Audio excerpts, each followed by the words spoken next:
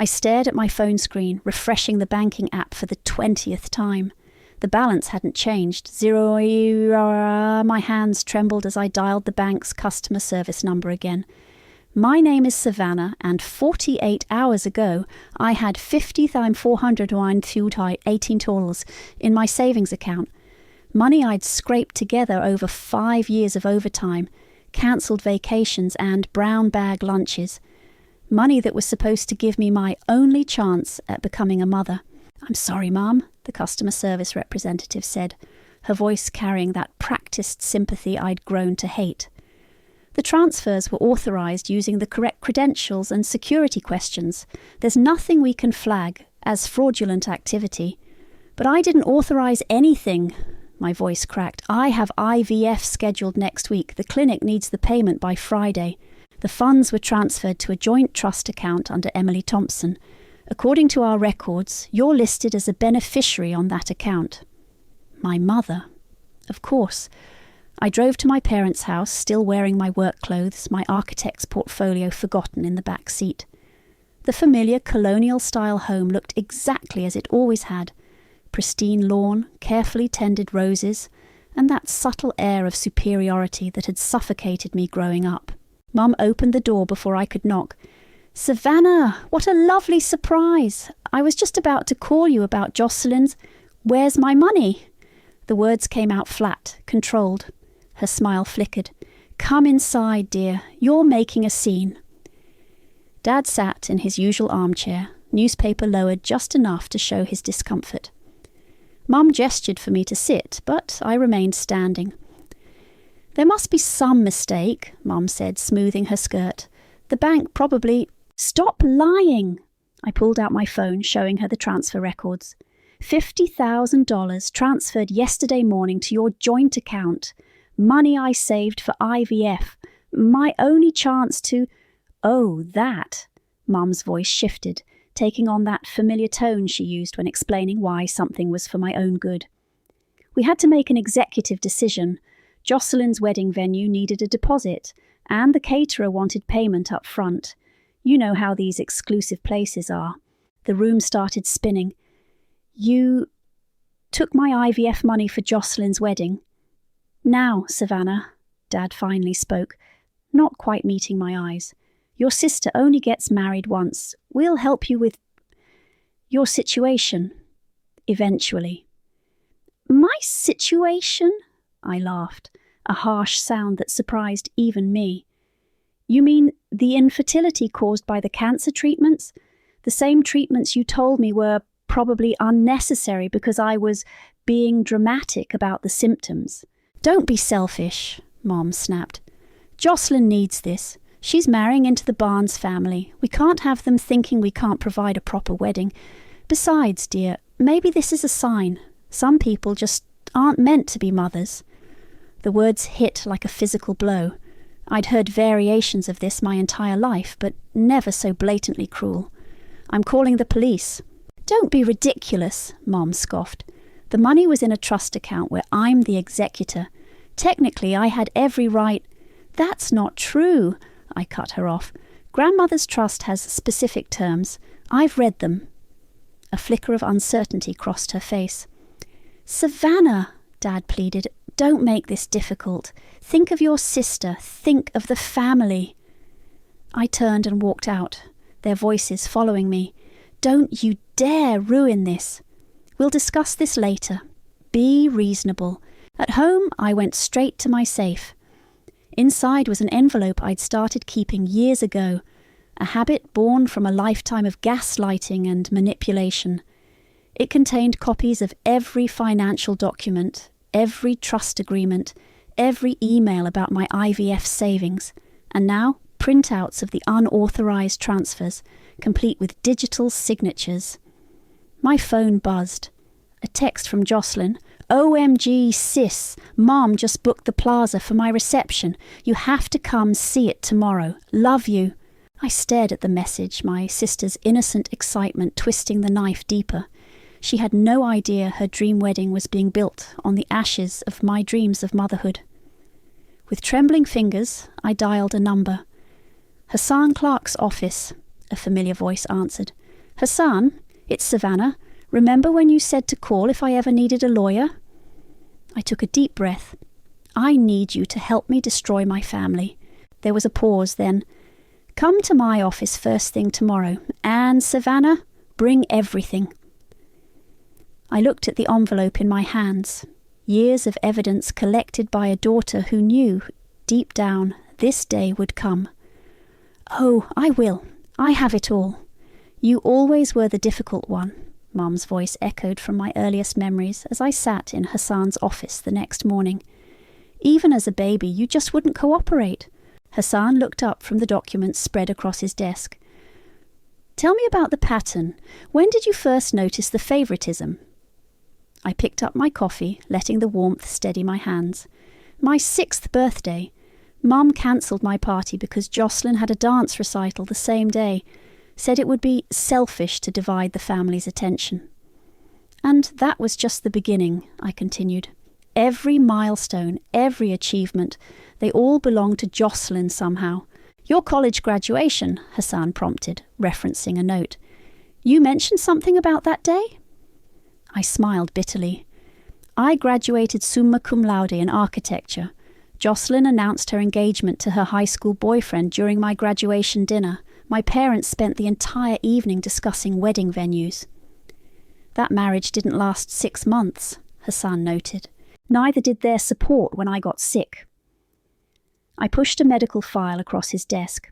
Stage 2 ovarian cancer at 25. Mum said I was being dramatic about the symptoms. When the doctors mentioned fertility preservation before chemo, she said it was a waste of money since I probably wouldn't survive anyway. Hassan's pen stopped moving. Jesus, Savannah. My phone buzzed. Another text from Jocelyn.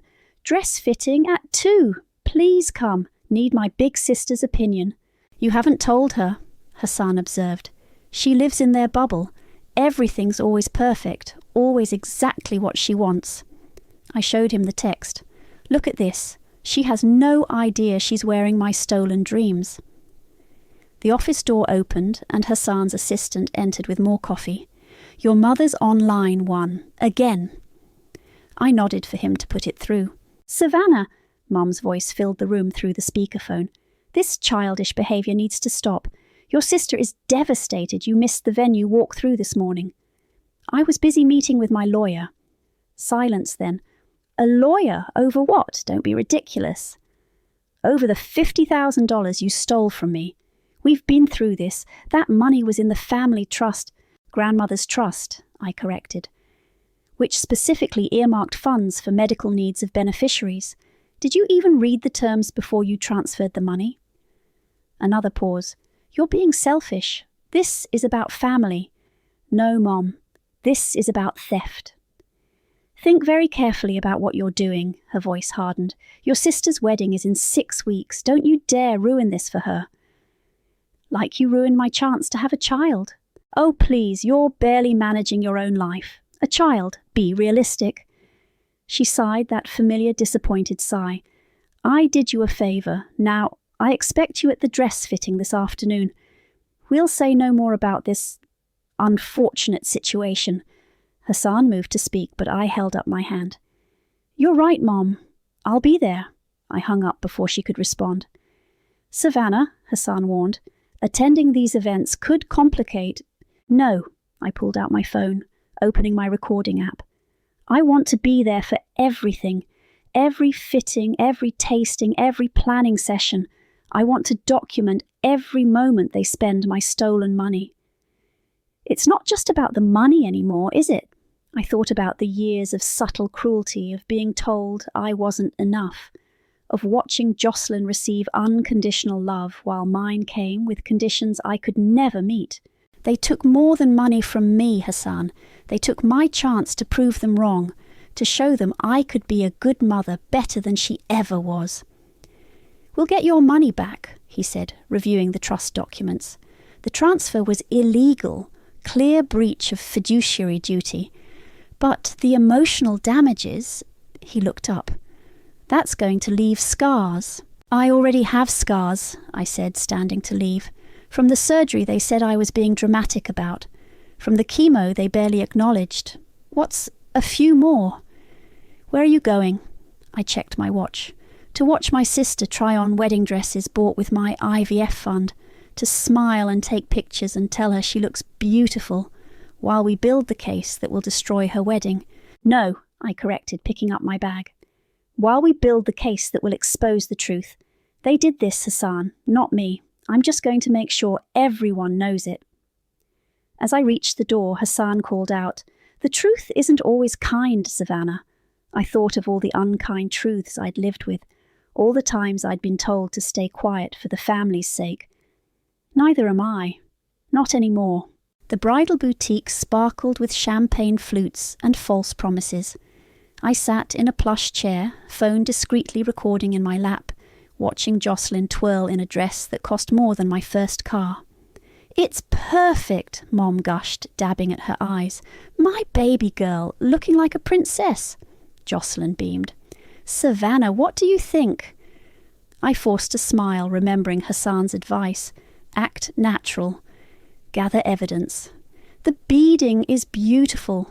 Where did you find this one?" "Mom found it. Can you believe it was the last one in my size? She said price wasn't an issue, something about an inheritance coming through." I met Mum's eyes in the mirror. She looked away first. "An inheritance?" I kept my voice light. "I hadn't heard about that." "Oh, you know Mom," Jocelyn laughed. "Always making magic happen. Speaking of which, how's your treatment going?"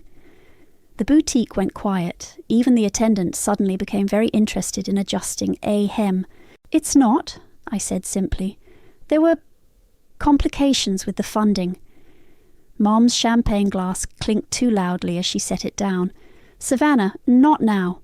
"No, you're right." I stood up, phone still recording. "Let's focus on the magic happening here. That dress must cost a fortune." 25,000, the attendant supplied helpfully, plus alterations. Half my IVF fund, gone in a swish of silk and tulle.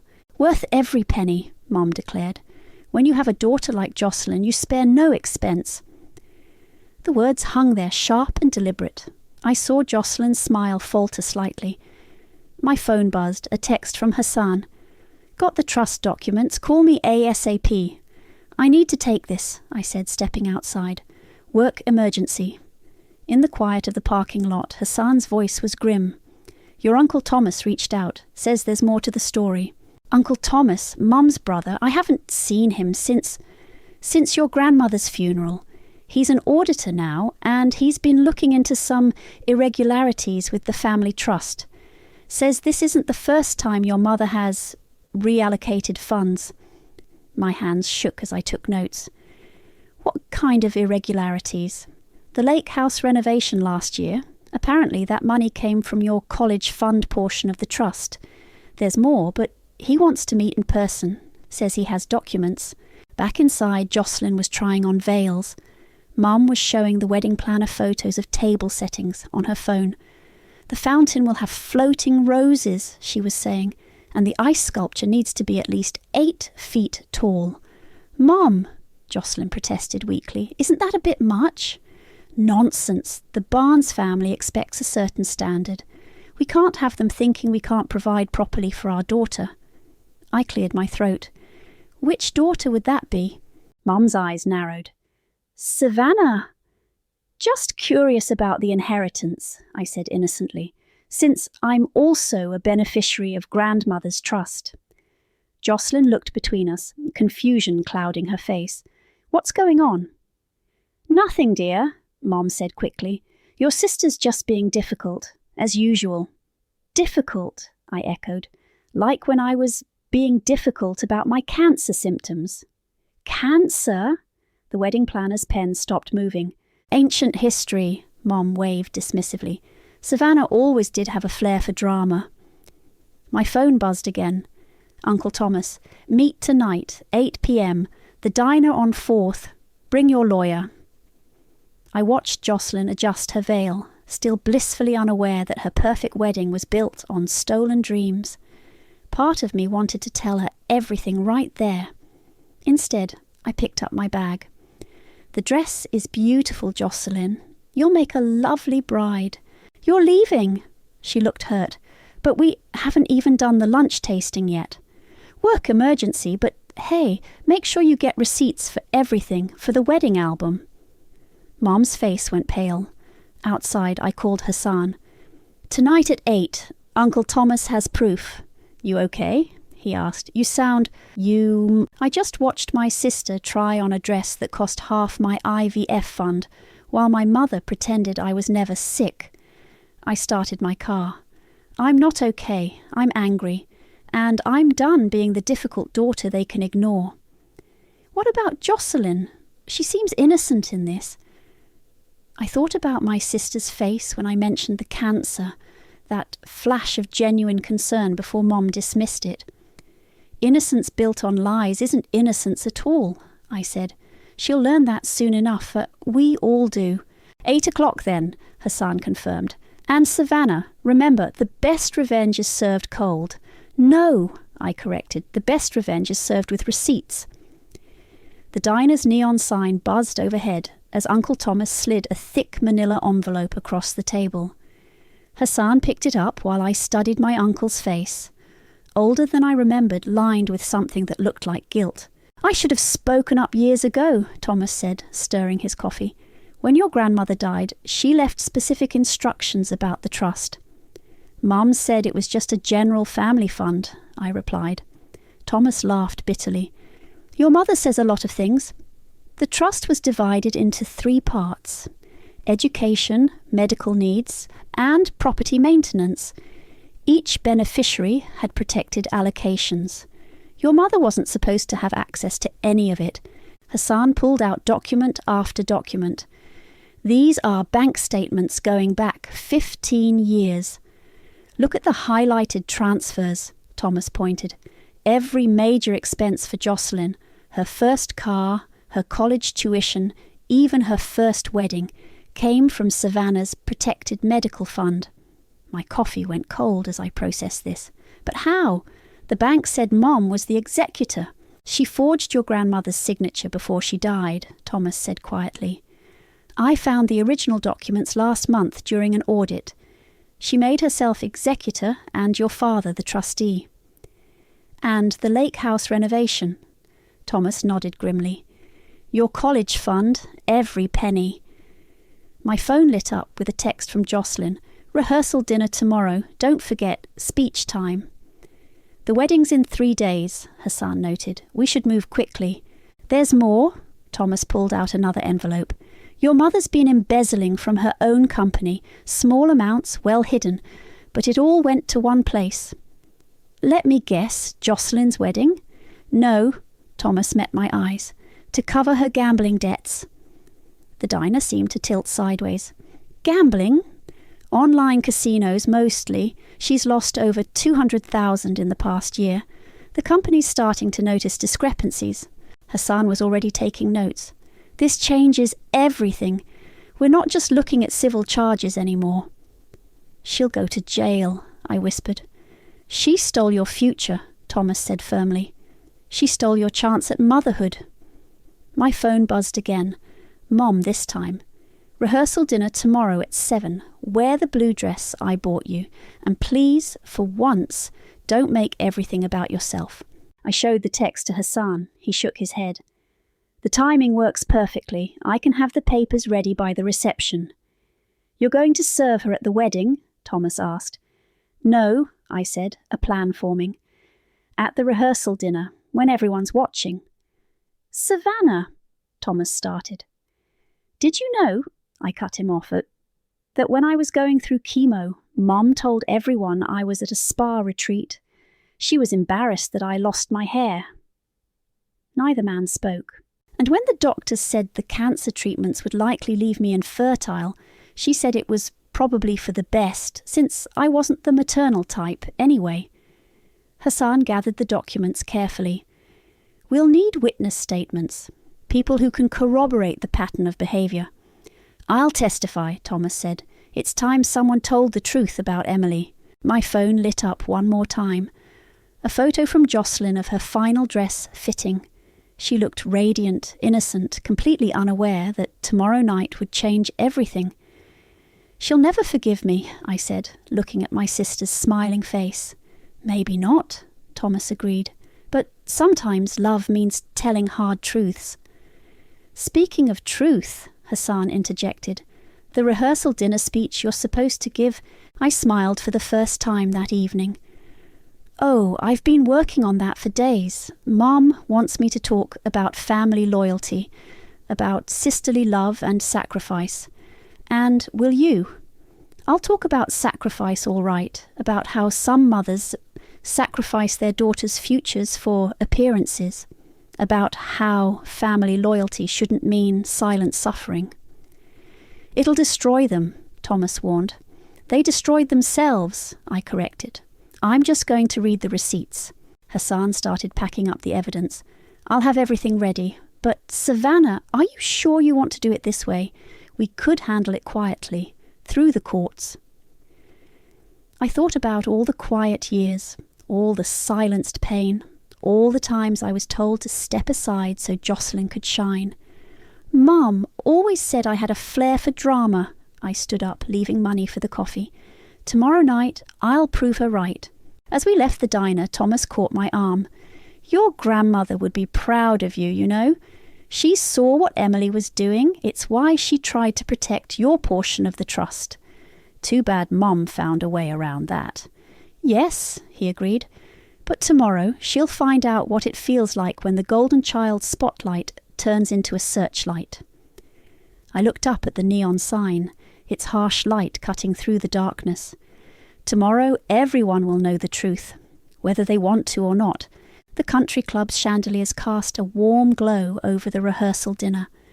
I sat at the family table, Hassan's manila envelope hidden in my purse, watching Mom hold court over the assembled guests.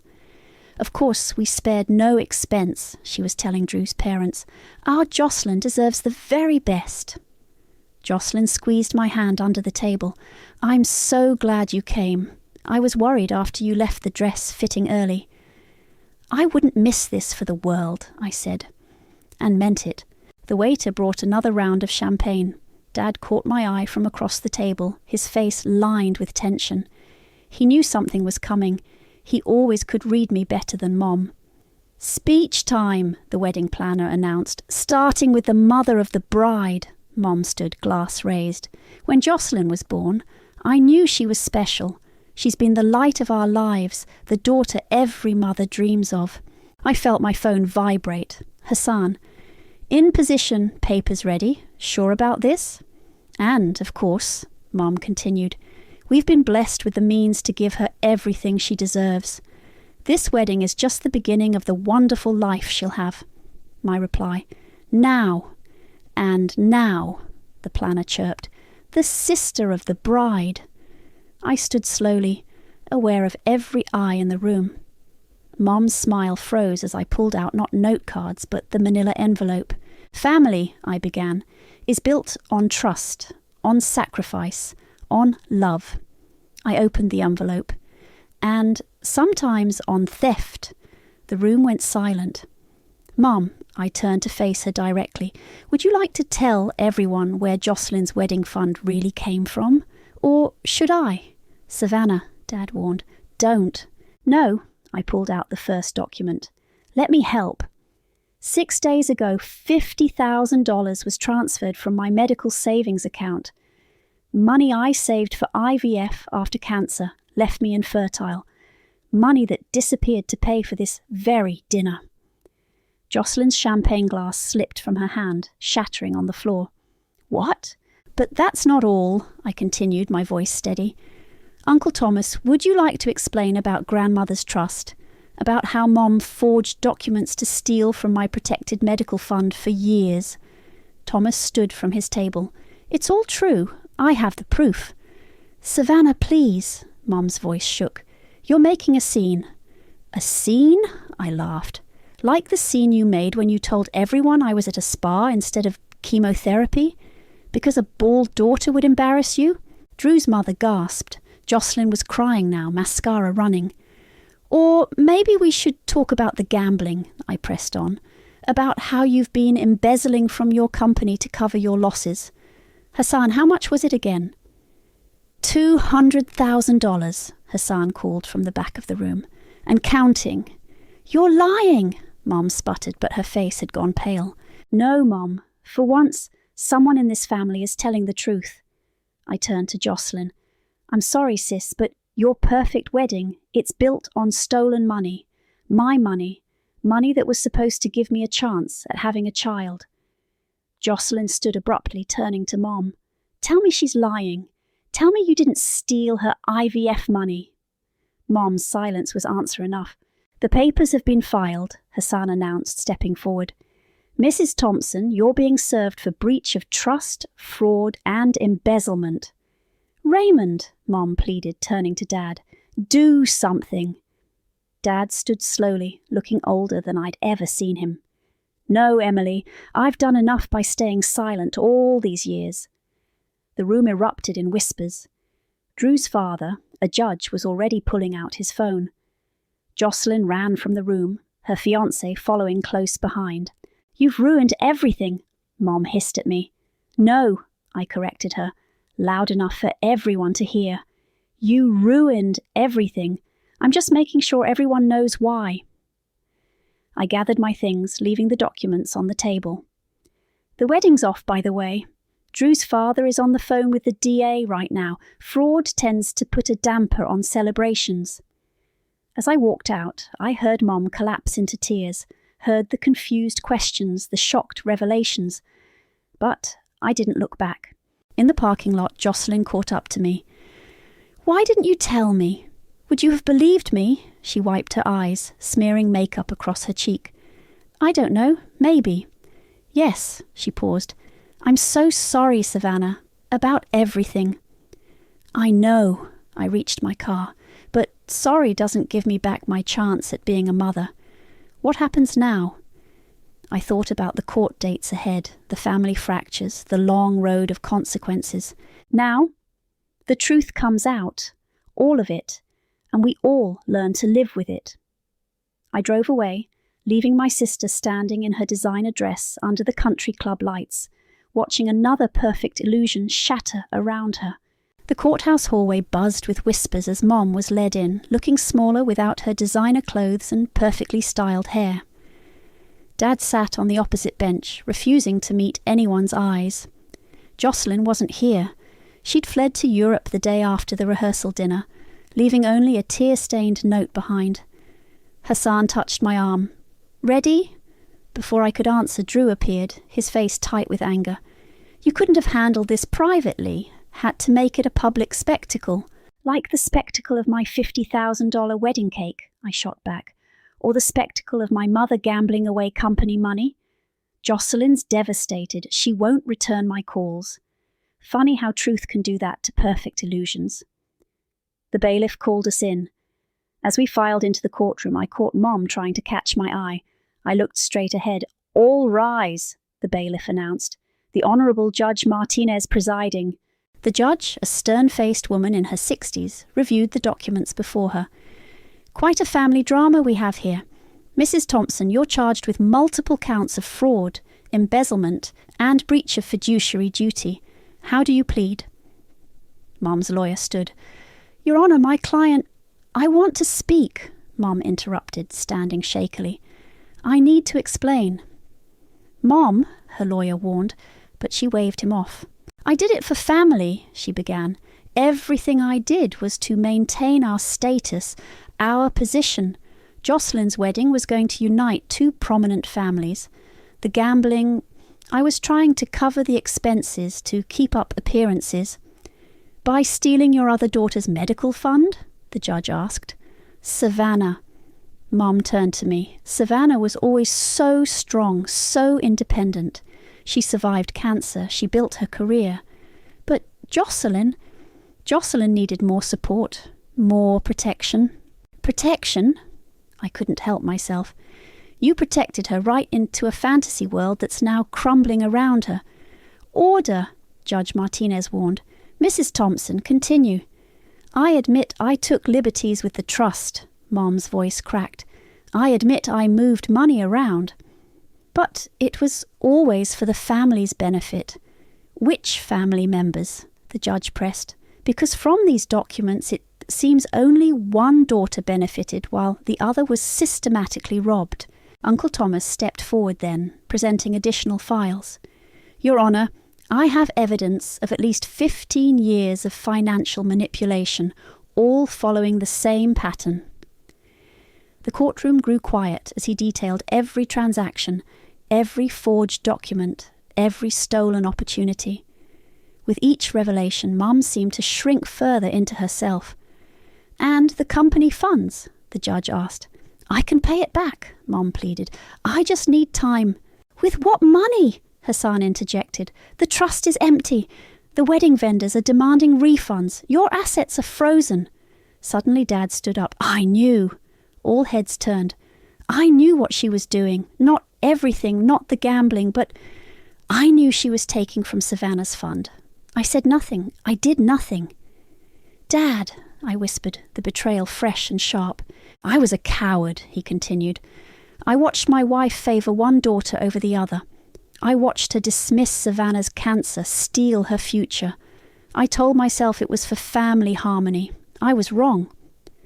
Mum collapsed then, not dramatically, but with a quiet devastation that seemed to pull all the air from the room. The bailiff helped her back to her seat. Judge Martinez cleared her throat. Given the evidence presented and your own admissions, I'm prepared to rule. Mrs. Thompson, you'll be remanded to custody pending sentencing. The trust will be dissolved with all recoverable assets returned to the rightful beneficiary. Mr. Thompson, while you're not charged here, your complicity is noted. I felt nothing as they led Mom away. No satisfaction, no vindication, just a hollow echo where family should be. Outside the courtroom, Dad approached me. Savannah, I know I have no right to ask. You're right. You don't. But your sister, she needs you. She's alone in Paris, her wedding cancelled, her whole world exposed as a lie. And whose fault is that? I turned to leave, then stopped. You know what's funny? All those years, all that money spent making Jocelyn's life perfect. And in the end, you destroyed her anyway. With love. Hassan was waiting by the car. The trust funds should be released within the week. We can restart your IVF journey. I looked back at the courthouse where my father stood alone, where my mother faced years in prison, where the facade of our perfect family finally shattered completely. You know what the worst part is, I said quietly. They'll never understand that this wasn't about money.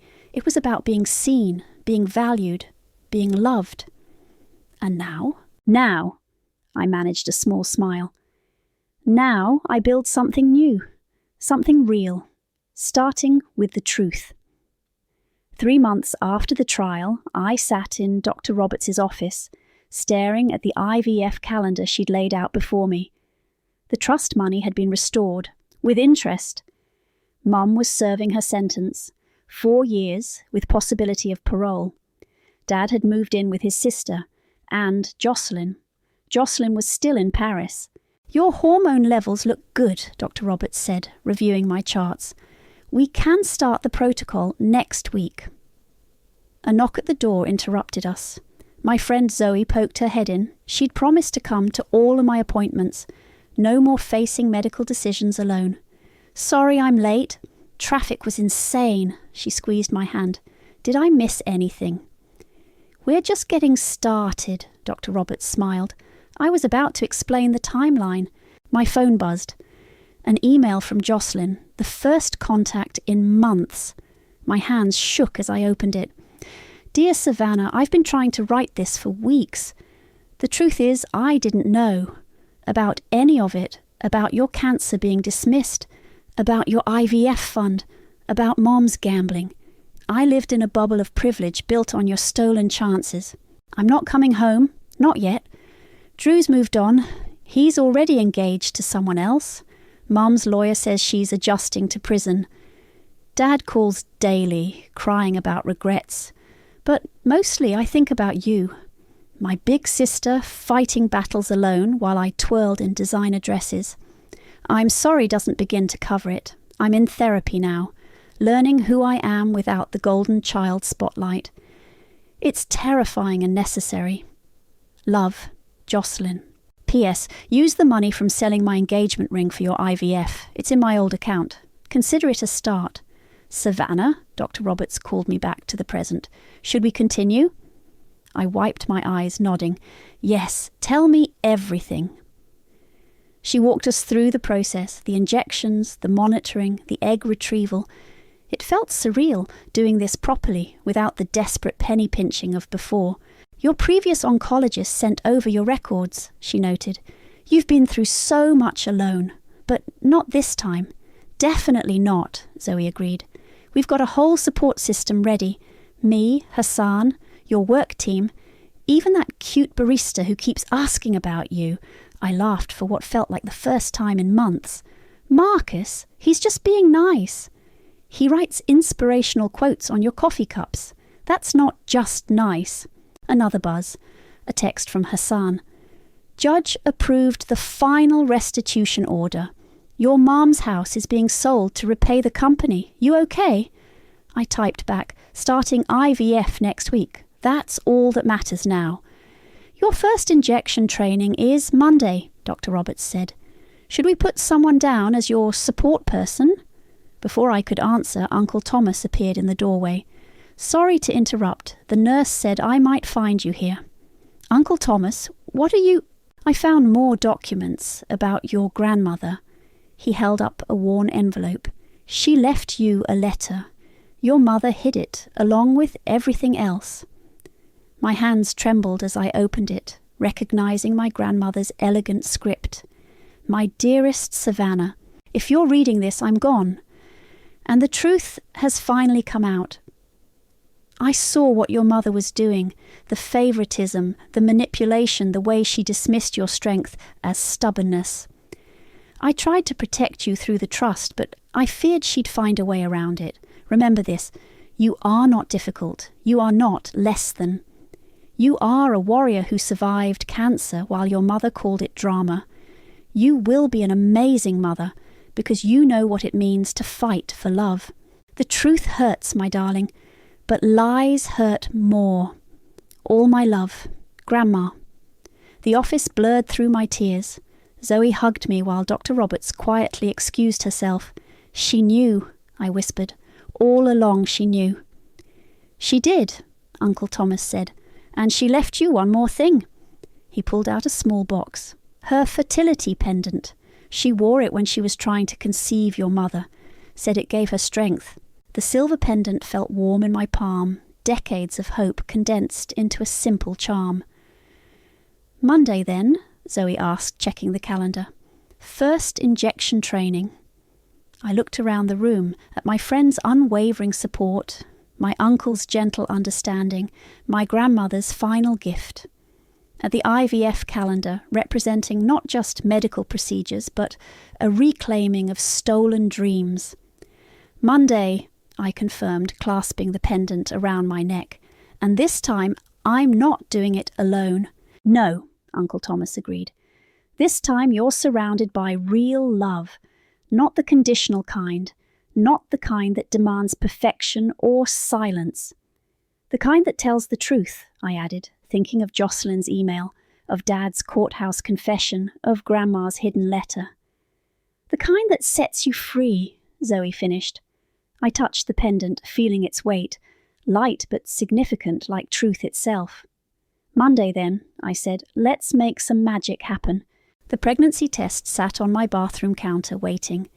2 more minutes. I clutched Grandma's pendant, its familiar weight grounding me as Zoe paced outside the door. Time, I called. 30 seconds, she answered. Want me to come in? No, just stay close. My phone lit up, a message from Jocelyn. Thinking of you today, all my love from Paris. She'd been sending these messages regularly now, short but sincere, each one a small bridge being rebuilt between us. Time, Zoe announced.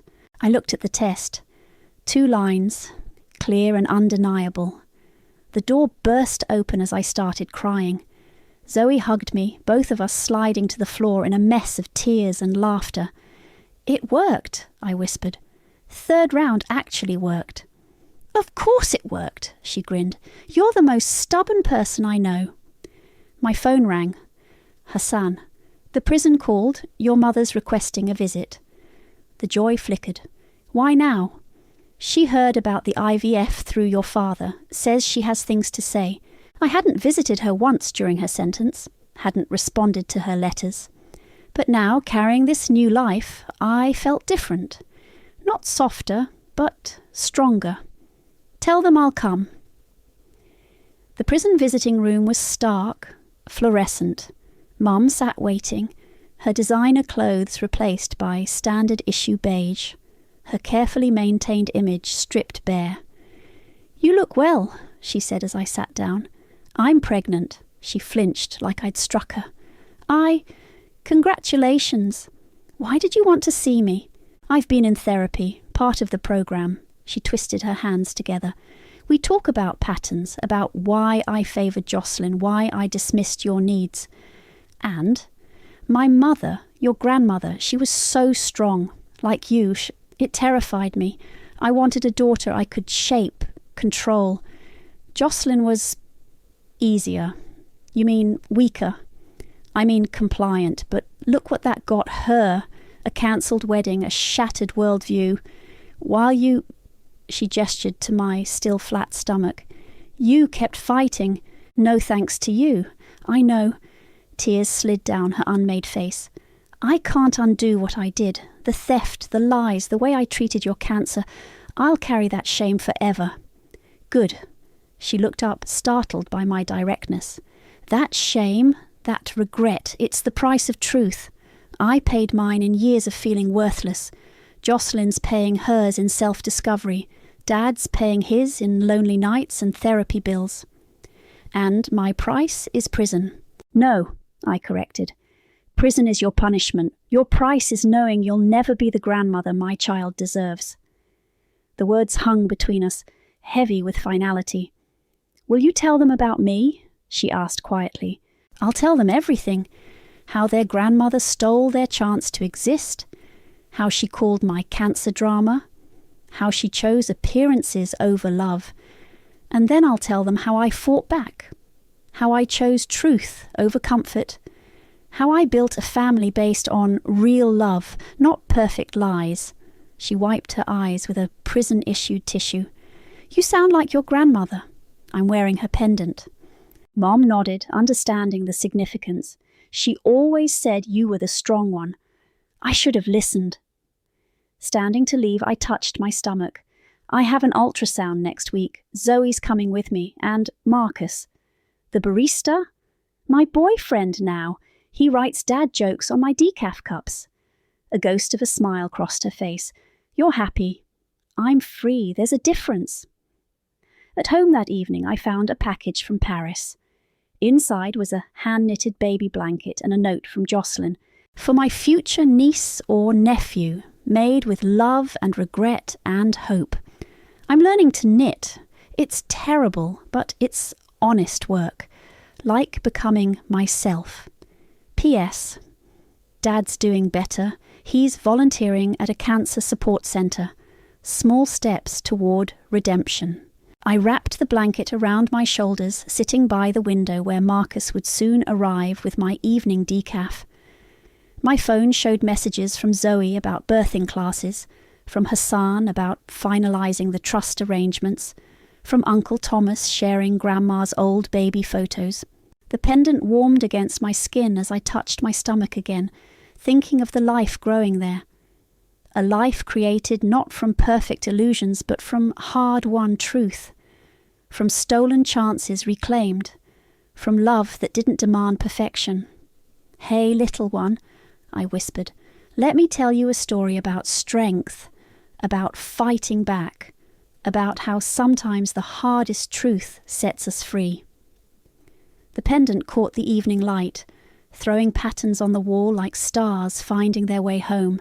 And let me promise you this, you'll never have to earn my love. It's already yours, complete and unconditional. No designer dresses required.